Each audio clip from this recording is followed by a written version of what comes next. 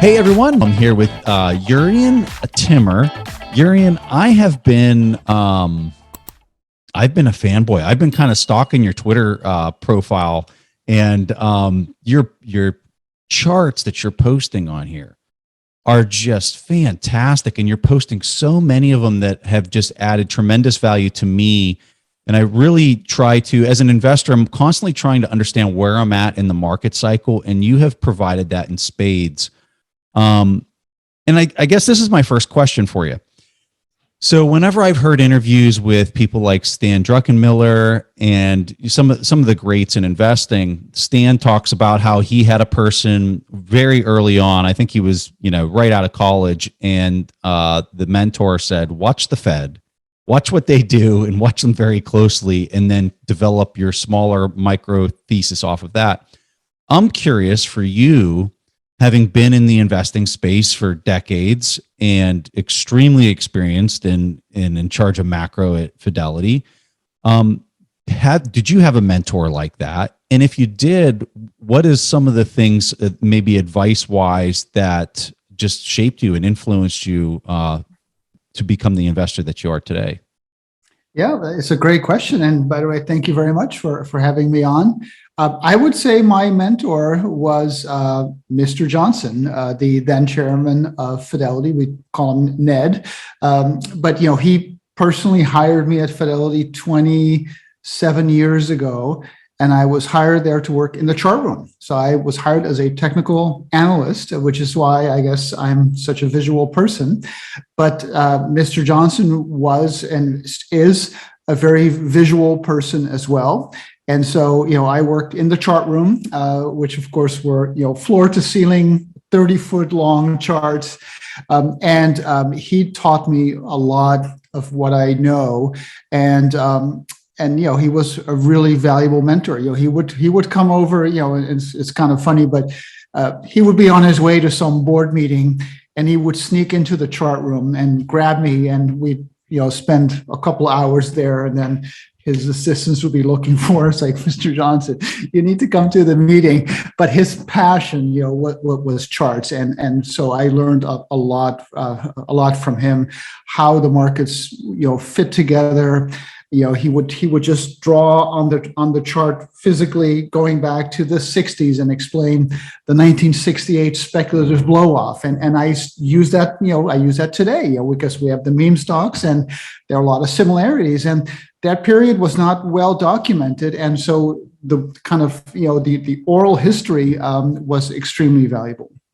What would you say some of the critical variables were that he would look at? Was it currency and interest rates that he would be particularly paying attention to as the bigger, broader waves in the market to kind of understand how everything else would be getting bumped around? Or cue us into maybe some of the bigger, broader brushstrokes? He would look a lot at the internals of the market. So are small caps confirming large caps, or what are the breadth numbers? Tops and bottoms. Do you see the greed and fear show up in the markets? Did you see the capitulation? Watching the money flow. And obviously all the other elements that you just described. Weave into that. Obviously, my background is actually a bond person, because before Fidelity, I worked in New York for a Dutch bank, running a bond desk for them. We would execute, back then they were Euro bonds, for kind of the Belgian dentist. Kind of, maybe you're too young to remember that, but that was like a whole thing in the 80s and 90s, and that was a very valuable learning experience, because if you want to understand the stock market, you really need to understand interest rates. And obviously the Fed plays a very valuable or very important role in that. But interest rates, is probably the backbone. It's probably the most important thing you can know when you're trying to understand the stock market, because that interest rate goes right into the discounted cash flow model, and it's a very big variable. Most people think about earnings, and obviously earnings ultimately will drive the market, but the interest rate side of it is a very valuable component as well. Yeah, you often hear, especially with younger investors, that back in the 80s, we had the 10-year treasury at 16%. But what's often missed or not put with that is what the inflation rate was, right? So you were dealing with 100 basis or 200 basis point spread back then, even though the nominal yield was, call it 16%. Today, when we're looking at these spreads right now, I mean, it's astronomical. We're dealing with a 10-year around 2% and inflation prints of 7% for a negative 500 basis point spread, which, you tell me, you live this, but when I'm looking at that, I'm saying that's crazy, especially when you're comparing it to any type of historical context for anybody alive right now. This spread seems to be a somewhat eyes popping out of the head kind of moment. How are you interpreting it? Yes. So you're referring to real rates, which is really an extremely important driver. And historically, generally speaking, real rates are positive to varying degrees, and that's probably how it should be. But you do have periods where real rates have been negative. And one of my many charts that I've created, I look at kind of the length and stability of a business cycle going back to the 1800s. And what I found is that the longer the cycle lasts and the more stable it is, those tend to have modestly positive real rates. And that's very important, because if real rates are too positive, it kind of chokes the economy. But if they're too negative, it can create basically misallocation of capital or other sort of instabilities in the markets. And we look at today. If you look at the CPI, obviously at 7%, bond yield is at 1.8, real rates are minus 500, as you pointed out. The TIPS market tells a little bit of a different story, and we can talk about whether the TIPS market is manipulated by the Fed, which owns 29% of it. But the market's expectation of inflation is that it's not going to stay at 7, but it's going to moderate, and that's probably, I think, a reasonable outlook just because of base effects. But even then, the 5-year forward TIPS break even is 2.1, and the 10-year yield is 1.8 or so. So you still have negative real rates. And a year ago, they were a lot more negative. They were about minus 100. And you have to go back really to, obviously, briefly the early 80s. That was a really crazy time with the Paul Volcker Fed, really slamming the brakes on inflation. But those were very short episodes. But to look back in history for a more sustained period of negative real rates, you have to go back to the 1940s. And there are definitely some parallels with the World War II 1940s period of financial repression and today's climate, right? So in 1942, the US joined or mobilized to join World War II. The Fed was not yet independent at that time. That happened in 1951. That was the Treasury Fed Accord. So the Fed was basically tasked by the Treasury to monetize the debt. And the debt to GDP went from about 35% to 116% in the span of 3-4 years. So a very, very rapid increase in debt. And the Fed basically capped short yields and it capped long yields. The T-bill at 3/8, I think, and the 10-year or the long bond at 2.5%. And inflation ran at 5-6%, and in some years a lot higher than that. And the Fed, to able to protect that yield cap, basically increased or grew its balance sheet tenfold from 1942 to 1946. So that was a very significant period of financial repression. If you were a bond investor back then, you would have gotten 2.25% CAGR, a compound annual growth rate, from 1942 to 1951, which is when the Fed gained independence. And you would have earned about 300 basis points of negative real return. Fast forward to today, very similar story, although there might be a fork in the road now with the Fed at least planning on raising rates by about 200 basis points, which the Fed raised rates at one point during the 40s, but it was only by, I think, 50 basis points, from 1 to 1.5%. So maybe we have a fork in the road now, but you have to go back to the 40s to find a period where you have this rapid increase in debt because of the pandemic, of course, and then the Fed not explicitly monetizing the debt, but certainly being on the bid side of all those treasuries being issued. So, I mean, they were effectively implementing yield curve control. They weren't referring to it as that. When we look at where we're at right now, they're saying they're going to raise rates. I suspect that maybe in March they will. But I think we're going to get to yield curve control pretty quickly here in the coming 2 to 3 years. I'm curious if you would agree with that. And then what would that look like if you do agree with that? Yes, certainly the main conundrum in the bond market right now is that yields still are so low, right? So the Fed is removing itself fairly quickly now via first the taper, now the turbo taper. That will be done in March, and then presumably they will start hiking rates in March at a pretty fast clip until they get to probably around 2%. At least that's what the market is saying via the Fed funds futures curve or the Eurodollar curve. They're saying that the terminal point for this Fed cycle will be around 2. The Fed's dot plot has the end point closer to 2.5, but I mean it's not a huge difference. But the question is, at this point, the long end of the bond market remains very well controlled, and the question is, why is that? Is that demographics? Is that baby boomers?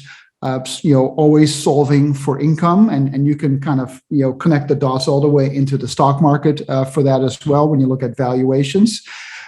Maybe it's just the fact that the economy has become so financialized that the economy is just highly levered to low rates, right? And already the average mortgage rate is now above 3%, about 3.5%. So there's been a fairly quick increase in that. So maybe the market just recognizes that long yields can only go so high before it starts to essentially slow down the economy, and that will get us to kind of the inversion of the yield curve quicker. And so maybe the Fed does not even need to do yield curve control. But I would say, if the 10-year really shot up well beyond 2%, and my fair value, if you will, is around 2.25. So I don't think long yields would go much higher than that anyway. But let's say that the 10-year goes to 3%. At that point, I could see the Fed maybe getting into a more explicit form of financial repression, which would be through yield curve control, presumably. So I could see it, but maybe the markets are just doing all the heavy lifting for the Fed, and the Fed won't even have to go there. But it's interesting, I've studied the Japanese cycle quite a bit, because we're about 10 to 15 years, we meaning the US, around 10 to 15 years behind Japan in terms of the overall demographic trend. We're not going to end up as bad as they are in terms of the outright shrinkage of the population, but demographically, the age dependency ratio, growth in the labor force, all heading in the same direction. And, as you know, in Japan, yields are around zero. The Bank of Japan's balance sheet is, I think, 128% of GDP. So the Fed is only at 36%. So the Fed still has a long way to go to get to the Japan levels. But the Bank of Japan owns half the debt stock in Japan, and it's buying half the flow. And so that it's not maybe explicit yield curve control, but the Bank of Japan is a very large player, and it has tamed the bond market into submission. The volatility of the long JGB, the Japanese government bond, is 3, whereas the annualized volatility of the US long bond is 11. So there is no yield, there's no volatility. There are days where the JGB market doesn't even trade. The Bank of Japan is really the only player there. And so it wouldn't shock me at all if 5 to 10 years from now, the US is in the same boat, whether the Fed has to do it explicitly or whether the market forces will do it for them. We'll have to see. When we look at the current cycle that we're talking about right now, The trends when you're looking at the yield curve inversion kind of suggest that maybe around the summer timeframe into the fall is when that inversion might happen. Is that the timeline that you're kind of looking at, or do you find that too hard to even kind of forecast? When I look at the curve, and obviously the 3-month to 10-year remains very steep because the Fed has not begun lifting rates yet, and the long end is pretty stable at around 1.8, 1.9 or so. But the 2s to 10s curve obviously is flattening pretty dramatically. I think it's around 60 basis points. And it's actually interesting that the 2-year note is still as low as it is. It's just a little bit above 1%. Even though the Fed funds curve is pricing in about 200 basis points of hikes over the next 2 years. So you would think the 2-year note would fully reflect that, but it doesn't for some reason. And maybe the bond market just assumes that the Fed will not be able to do all the 200 basis points. But the 2s to 10s is around 60 and flattening fairly quickly. And so at some point, if the market perceives that the Fed is not going to stop at, let's say, 4 or 5 hikes, and not even at 8 hikes, but maybe go to 9, 10, or 11, which is kind of what we had in 2018, where the market was completely chill for 2 years while the Fed was hiking rates very, very consistently. And then the Fed was perceived to go just a bridge too far, and then the market fell, had a pretty sharp correction of 20%, which was very short-lived, and it caused the Fed to pivot, sorry. But still, maybe there's an element in the market that thinks that the Fed is just talking very hawkishly and letting the markets do their work for them, but that they don't actually have to see it through all the way to the end. And I think that's a very important open question, because right now financial conditions are tightening, but they remain quite loose. The yield curve is flattening, but it remains positive. And my expectation is that the headline inflation numbers will moderate, and I think it's just the math of the base effects will likely make that happen. But if inflation moderates not back to 2% where it has been over the past decade, but to 3 or 4%, and that causes the Fed to then say, we're not going to stop at 2, we're going to go to 3. Because if you look at the natural rate R star, which is the theoretical rate that it's not a market rate, but it's a theoretical construct on the basis of labor force growth, productivity. There's some kind of risk premium in there as well. It's actually fairly easy to retrofit the Fed's natural rate number through those 3 variables. But if the natural rate is somewhere around 0.5%, and that's a real rate, and inflation moderates to, let's say, 3.5%, and the Fed goes to 2%, guess what? That still leaves the Fed well below neutral, and it will leave the real Fed funds rate well below 0. So I think that if that actually happens that way, that's probably going to mean a soft landing for the markets and for the economy. But if the Fed feels the need to move the goalpost yet again a year from now or what have you, because inflation is not coming back down, then that's a whole different ballgame. And then the Fed will have a lot more wood to chop. Yeah. And in this chart that you're talking about, I know that you recently posted this in the past day that you're talking about. So we'll have a link to that in the show notes for people that are wanting to see that. You were a person that, in my opinion, was truly ringing the bell at the top of this market cycle, assuming everything keeps unfolding in this direction that it appears that it is. Back in November, December, you were making posts, and I'm just going to read 2 of these posts from, here's one from the 7th of December. You said, earnings growth is slowing. The Fed wants to taper. So what's next? We are bound to get more choppiness. The same thing happened in 2018, 2016. You say, like the seasons, it's a natural part of the market cycle. On 2 December, you said, is the bull running out of steam? Earnings have done all the heavy, earnings have done all the heavy lifting for more than a year now. The combination of slowing but positive earnings growth and a sideways down PE multiple suggests a flattening out of the bull market slope.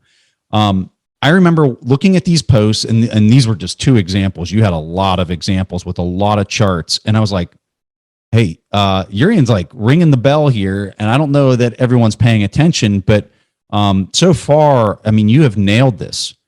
What are, if you could just, and I know people hate this question, but if you could just say 2 or 3 or 4 things that for you are really important indicators to kind of pay attention to, that you think, hey, this thing's starting to run out of steam. I know you mentioned the 2 and 10 on the fixed income side, which I think is a really important chart, but what are those things that you're paying attention to be able to make such a bold call like this? So I think generally speaking, there are 3 pillars to a bull market, right? There's obviously earnings growth. You're not going to have any bull market without earnings growth. Abundant liquidity tends to be a hallmark of a secular bull market or a cyclical bull market for that matter. But I think we're in a secular bull market that started in 2009. And then the third one is just interest rates, because that feeds directly into the denominator of the discounted cash flow model. And there's other parts as well. The payout, how much of earnings are being paid back or returned back to shareholders via dividends, and now increasingly via share buybacks. And so the payout ratio in the US, which is around 75%, is a very important driver, and that's driven on the margin by buybacks. But last year, or really the last 2 years, was a period where it was nothing but tailwinds for the market, right? And so the S&P from the March 2020 low has gained, I think, 116% to the most recent high on January 4th. Contrast that to the historical CAGR of 11%, right? So 50-60% per year is not normal. Obviously, it came off of a massive decline. So I'm not being completely fair here. But we had obviously the liquidity impulse from the fiscal side, the CARES Act, the fiscal stimulus. We had all the liquidity impulse from the Fed through zero rates, sharply negative real rates, 120 billion a month of QE.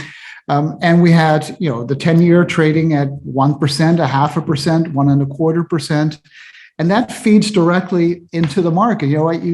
I always get not annoyed, but, people make bold pronouncements about bubble this, but I don't see many people actually quantifying it, but you can actually quantify all of this through the DCF, the discounted cash flow model. Now, that model has a lot of flaws as well, because there are so many variables that you can never isolate one thing. But my work suggests that a year ago, or 6, 7, 8 months ago, the 10-year yield was about 100 basis points lower than where it should have been, based on the financial repression from the Fed through quantitative easing. And that 100 basis points, when you plug that into the DCF, it elevated the PE by 6 points. And that was a 25% inflation, asset price inflation. I wouldn't quite call that a bubble, but clearly asset valuations were inflated by about 25% directly from the Fed. The good news is that a lot of that has reversed. Instead of 6 points too high, the PE is now 2 points too high, which is not the end of the world. But that liquidity tide has gone back out. Interest rates are normalizing. They're getting closer to where they should be, which for the 10-year, in my view, is around 2.25%. But at the same time, earnings growth is also slowing, right? Earnings grew 48% last year. They are right now expected to grow about 8%. That's using just the sell side consensus estimates. So in 2022, it's really just coming down to just earnings. And it looks like we're going to have mid to high single digit earnings growth. We're not going to have that liquidity buffer. We're not going to have that super low interest rate tailwind.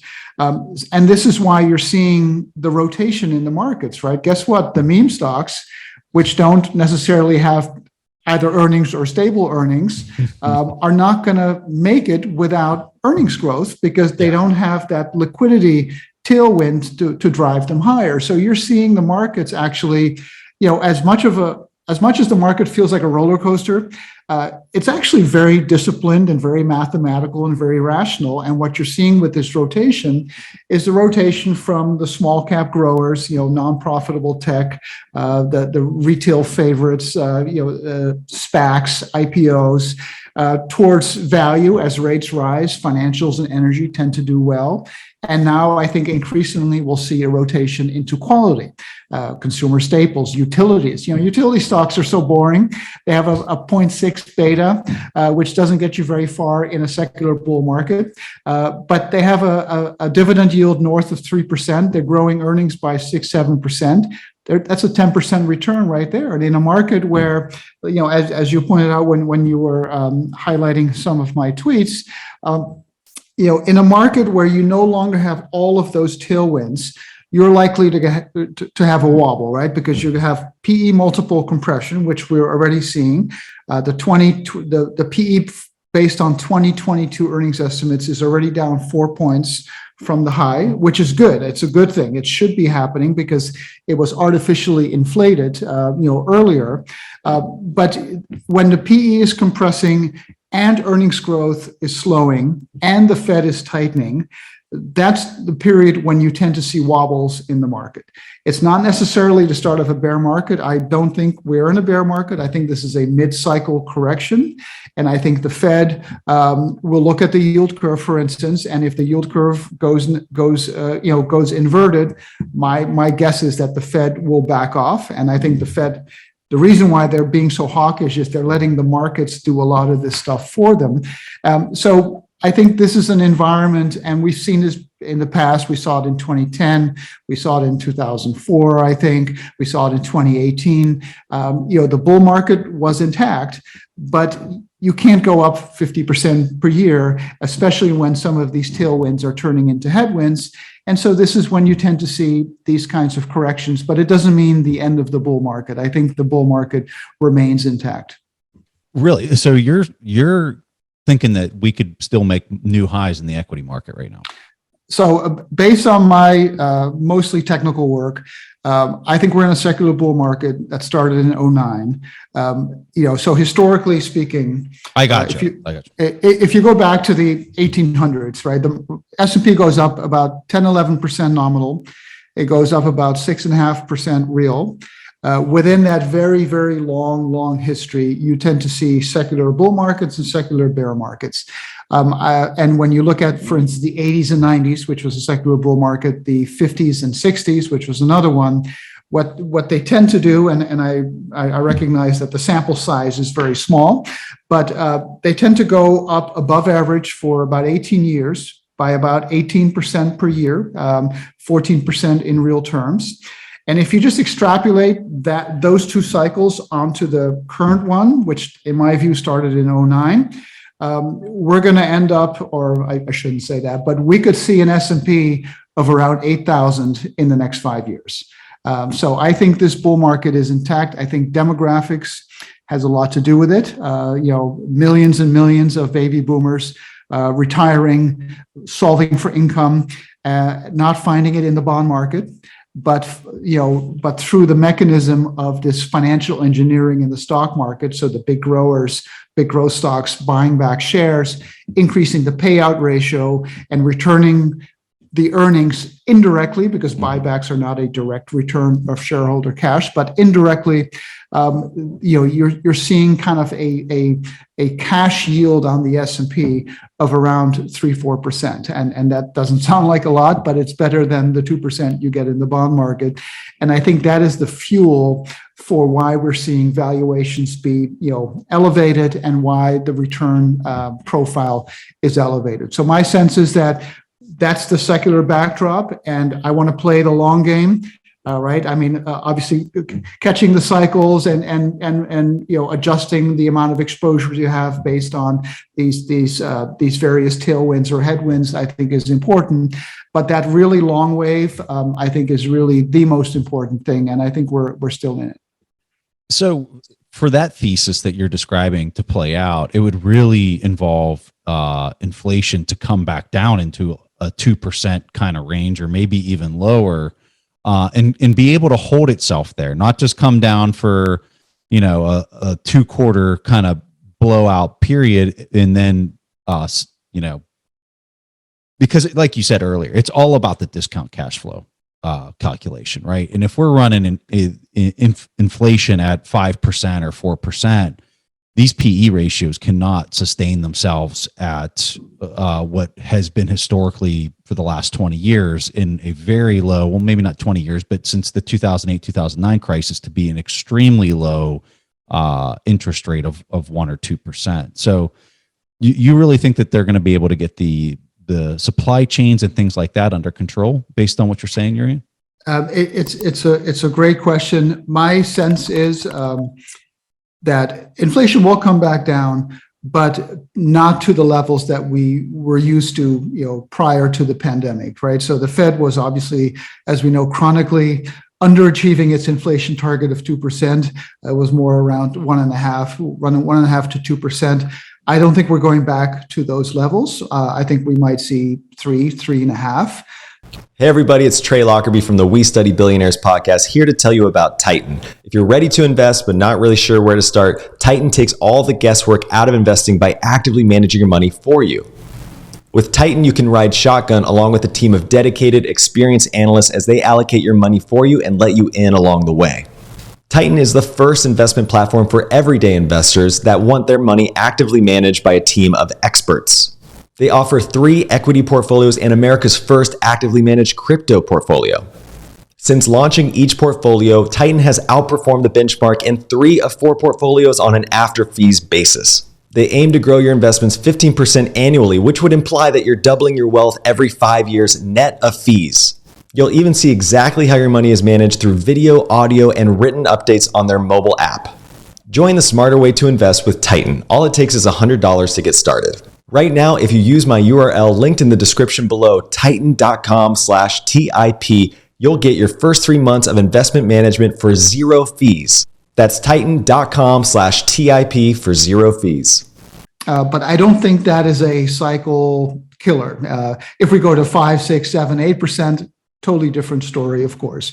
But I think when you look at, for instance, the 10-year growth rate in the labor force, or any demographic indicator, it pretty well explains where interest rates have been and likely are going. And so if we are going more in the direction of Japan, and again, Japan gives us a perfect taste of what might lie ahead, then I think inflation and interest rates will stay low, and maybe inflation will be above the level of interest rates, which means we'll see negative real rates, again, which we saw throughout the 1940s for a pretty prolonged period of time, but not to the level where it becomes highly unstable. So I do think that inflation is not going to explode or continue to explode higher. I do think it will normalize, but structurally, you look at the labor, the labor markets, you look at real estate prices. Those are the 2 components that I think will keep inflation somewhat elevated, maybe by 100 basis points over what it has been. But to me, that's not enough to end the bull market. But as you point out, there's a very clear inverse correlation between the PE ratio on the S&P and the long-term inflation rate. And I tend to use either a 5-year CAGR or even a 2-year just to smooth out those year-over-year base effects. I think the bigger question, so I think the stock market will survive that. But I think the bigger question is what happens to the stocks to bonds correlation, right? To the 60-40 paradigm, because many, probably most investors are in some form of 60-40, because that has been the MO for the markets for the last 20 plus years. And so if inflation does become more structurally elevated, will that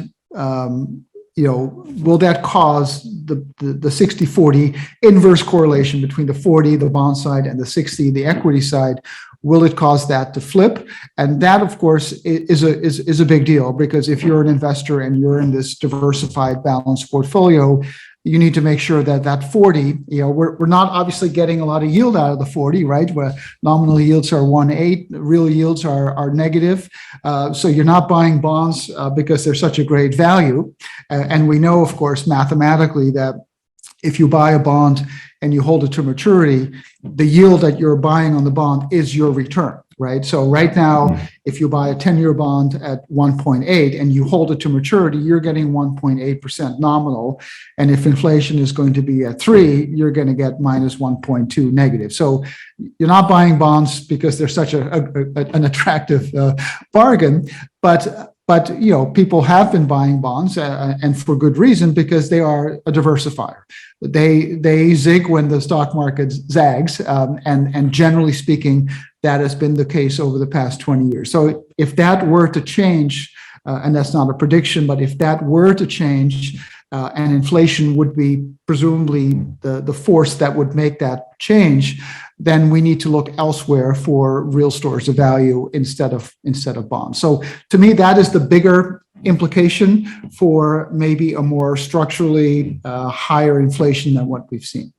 Jurrien, all I heard was Ray Dalio's risk parity's dead. That's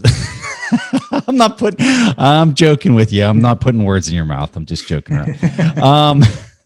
Although I've had a lot of guests that agree. I agree with that. I think it's going to have problems moving forward, but that's my personal opinion. Fidelity has a PDF released to their clients in January of 2022, just recently, titled Bitcoin First.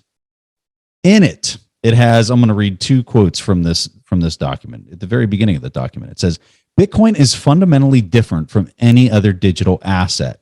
No other digital asset is likely to improve upon Bitcoin as a monetary good because Bitcoin is the most, relative to other digital assets, secure, decentralized, sound digital money, and any improvement will necessarily face trade-offs. That's the first quote. Here's the second quote. Other non-Bitcoin projects should be elevated from a different perspective than Bitcoin. This is a Fidelity document. This is not something that we're reading off of a blog from a person like me saying these things. I'm blown away. So it appears Fidelity really understands Bitcoin and they've understand it for a while. This isn't like a new epiphany. So why, how, what's going on within the company for you guys to be publishing things like this? So that paper was published by my colleagues at Fidelity Digital Assets, so FDAS we call them, and they know what they're talking about. We were an early mover or an early adopter of Bitcoin, and now in general the blockchain more generally speaking, but. We've been involved in this space for a while. I kind of went down the rabbit hole about a little over a year ago. I published a white paper as well, where I likened it to basically to a digital form of gold. It's certainly not novel. That's how a lot of people think about this.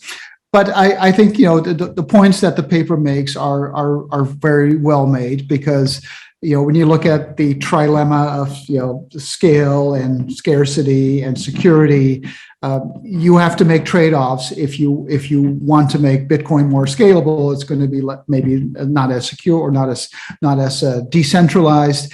And so I think the paper correctly distinguishes Bitcoin from other crypto assets or other digital assets. So Bitcoin is not the same as Ethereum.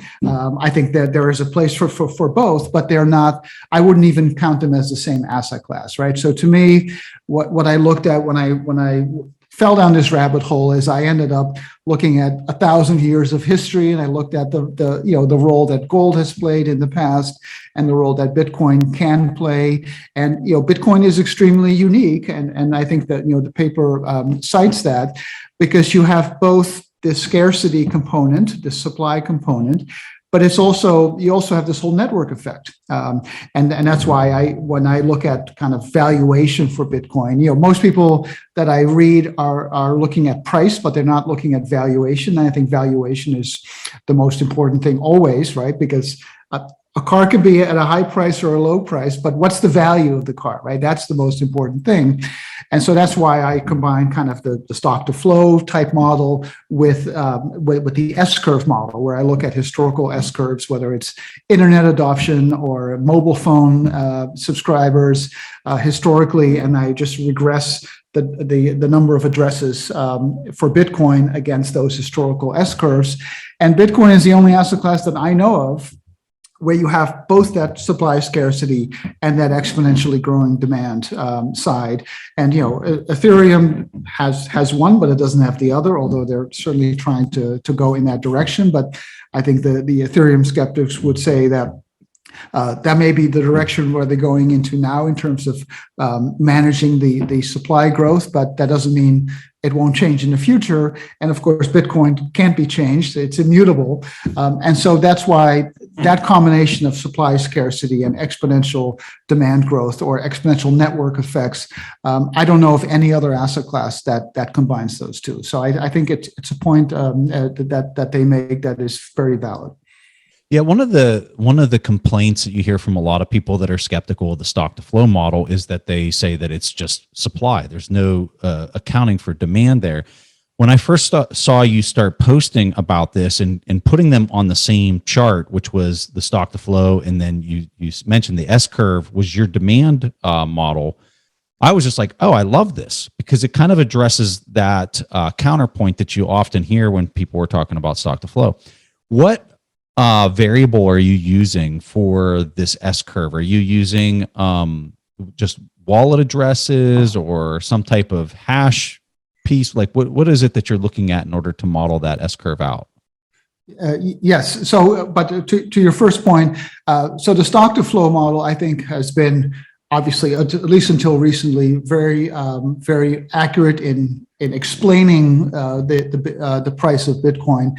But I think over the long run, especially as the stock to flow model just keeps pointing, exponentially to higher prices, it left me unsatisfied, because there has to be more than just supply scarcity, right? If there's not a demand for something, it doesn't matter how scarce it is, it's not going to have a value, right? So I think that the demand side of the equation is, I think, by far the most important one.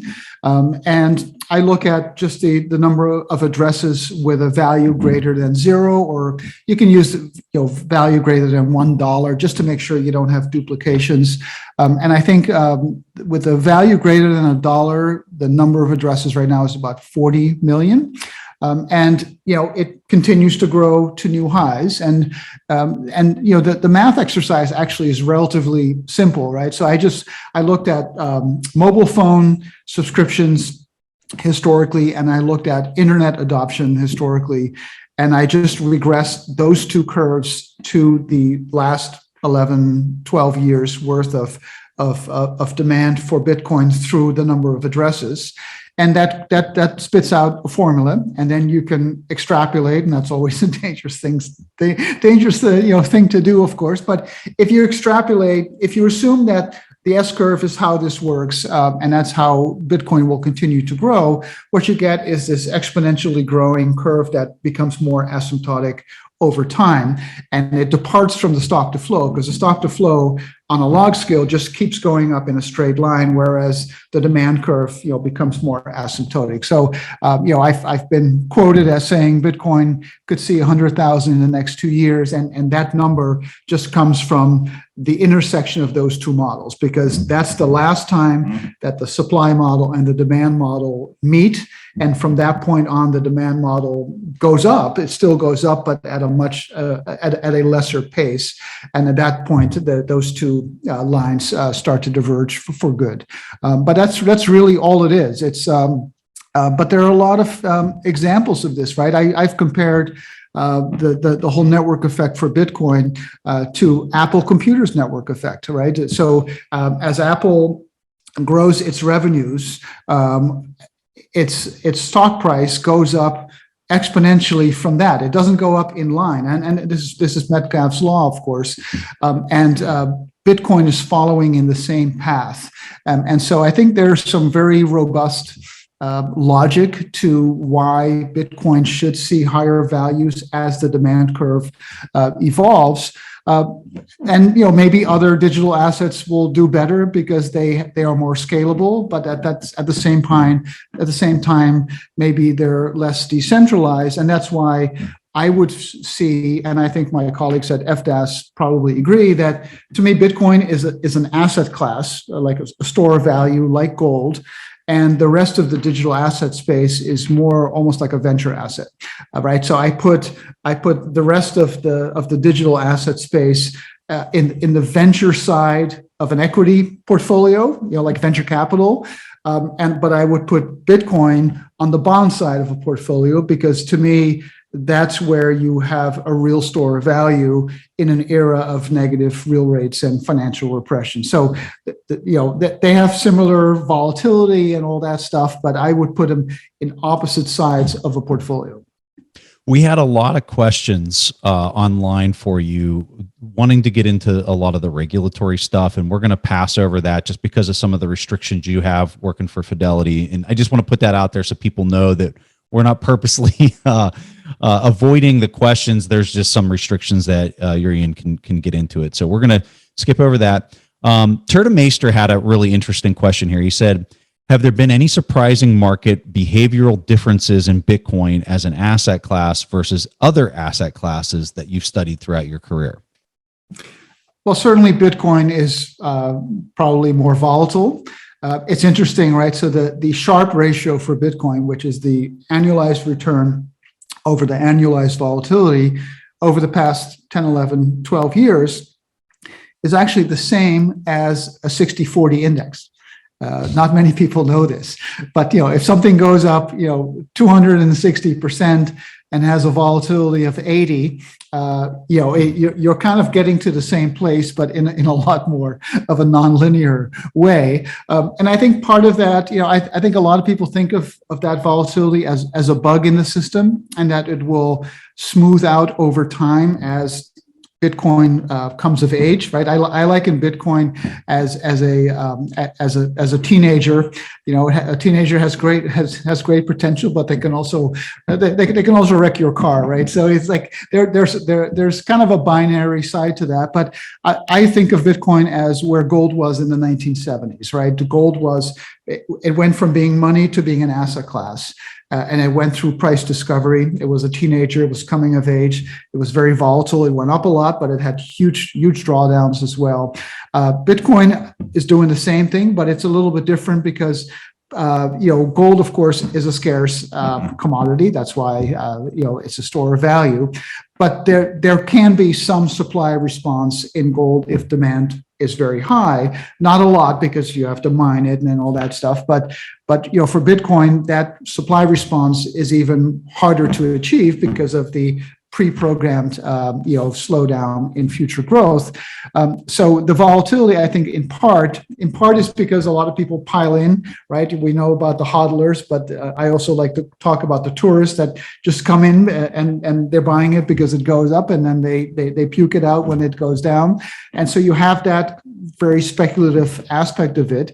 But the other part is that you don't have the supply response if demand goes up. So therefore, that increase or decrease in demand is completely translated into price movements, right? So it's a kind of a price inelasticity, if you will. And that's a very unique property. And so I think it's actually more of a feature than a bug. And it's not something that will go away. I think that the Sharpe ratio probably stays the same, and both the numerator and the denominator go down as there's more adoption over time. But I do think the volatility is something that will stay around. I like this question. When will retail be able to buy Bitcoin in custody through their Fidelity account? I don't know, but I know that obviously, we were disappointed that there was not coming. There's not an ETF, a physically backed ETF coming, at least in the near term. We do think the market is ready for that. I think the asset class is mature enough at this point that it can happen, and maybe it will. At Fidelity Digital Assets, we do offer custody and all that stuff for accredited investors.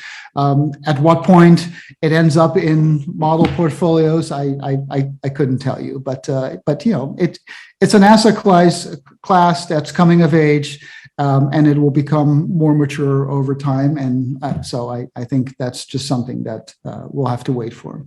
Is Fidelity digging into Lightning at all?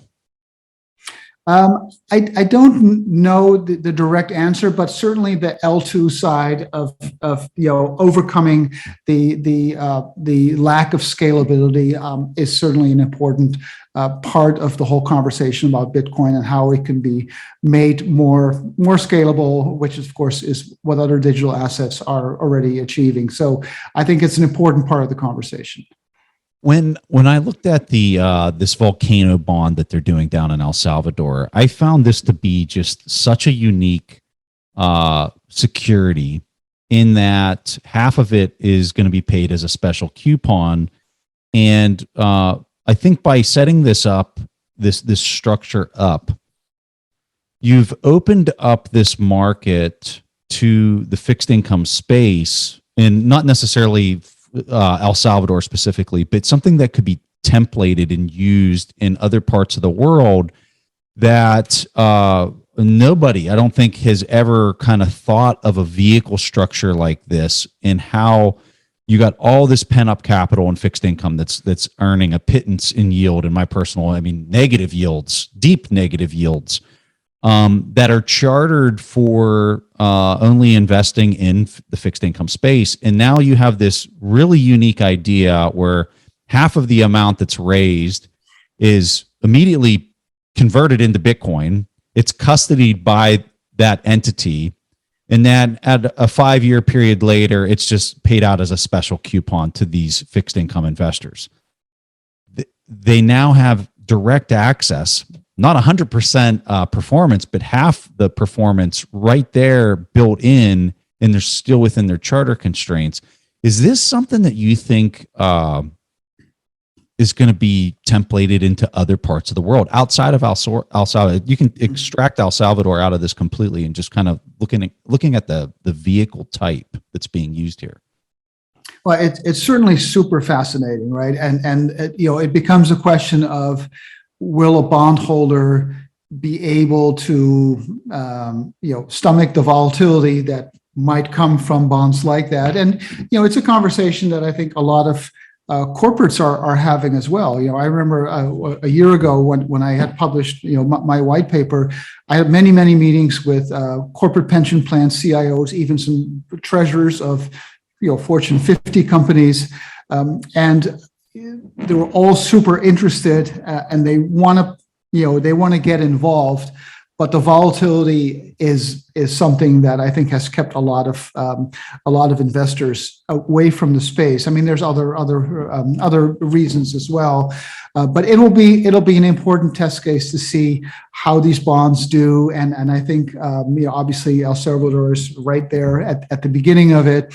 And as other countries presumably adopt a similar structure, and we continue to live in this period of negative real rates, solving that problem in the bond market, I think, is a very worthwhile thing to do. Whether it's exactly in this structure or not, who knows? Someone has to go first and try it, and then we'll see how it goes. But there's a lot of money tied up in the bond market, earning a negative real return, and so any ways to overcome that, either by going into another asset class, which, to your point, not everyone can do, right?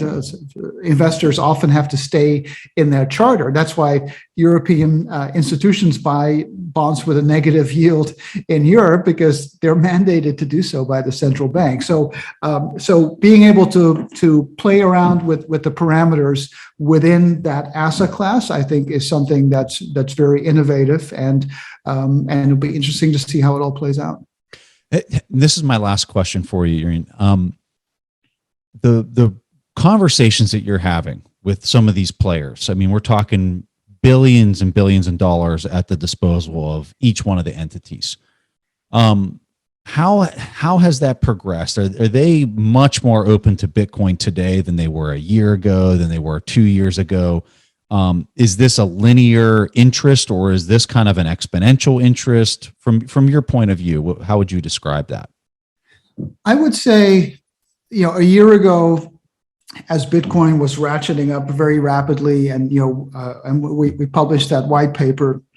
I mean, I was having meetings every day with, again, CIOs of humongous companies in the US. And a lot of it was, just curiosity, and especially as a Fidelity weighing in on the space, with a hopefully objective, well thought out approach. I think that there was a lot of demand for that. But the caveats always generally were, it's too volatile, and it still is. And part of the, I don't want to call it FOMO, but with Bitcoin not having really gone up, over the past year, and in correction mode as we speak, there's not as much of an urgency, I think, to say, oh my, we got to be in this or we're going to lose out.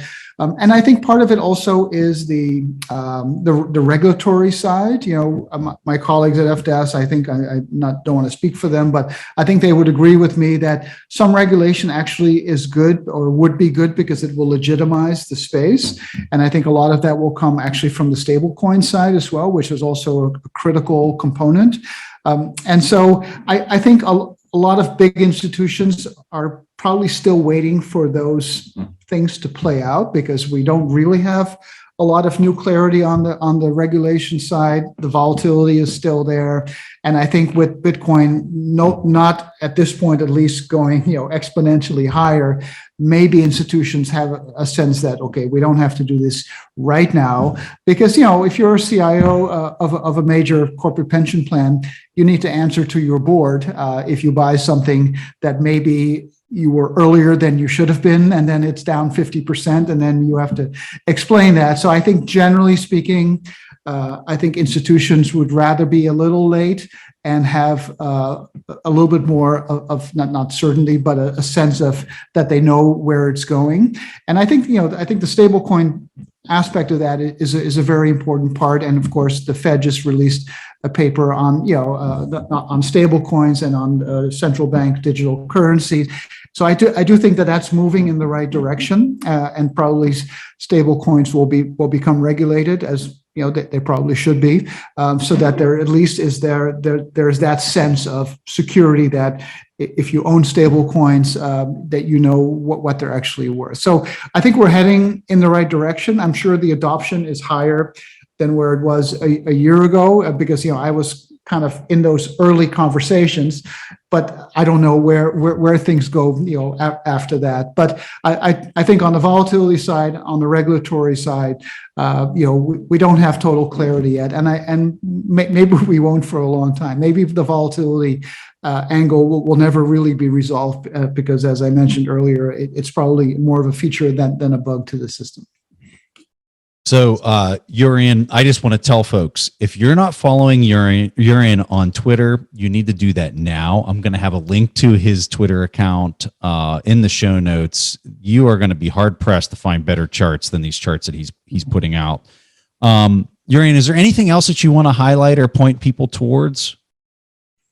I think just I would just say, think about all these things hard before you get involved. Like I have people still walking up to me or friends that, should I buy Bitcoin? And I say, well, you need to probably put 100 hours worth of work in it, because otherwise you're never going to hodl Bitcoin when it goes down. And so only then will you have the conviction. And the same thing is probably true for the traditional asset markets. Understand what drives markets, earnings, liquidity, interest rates, and take a balanced approach. And, what I always tell people, which is more for long-term investors, which may or may not be your audience, but having a plan and then just executing on that plan are the two most important things, right? So having a portfolio, whether it includes Bitcoin or not, that is right for you, that you're buying these assets for the right reason, because your time horizon, your risk appetite, your goals, your financial needs. And then the hardest part is when you do see a drawdown, which we're seeing in recent weeks. only then do you have the conviction to really stick with it. And sticking with it is often the difference between making a decent return and not. Love that. Absolutely love that. So, like I said, I'm going to have some links there in the show notes. Jurrien, thank you so much for making time and coming on the show. I am just thrilled to be able to have this chat with you. I could talk to you all night about this stuff. So thank you for your time, sir. Well, thank you very much for having me. Appreciate it. Thanks for watching. Make sure to subscribe and hit that notification bell so you don't miss out on the next podcast episode and new investing resources. What are your takeaways and thoughts on this discussion? Let us know in the comments section below.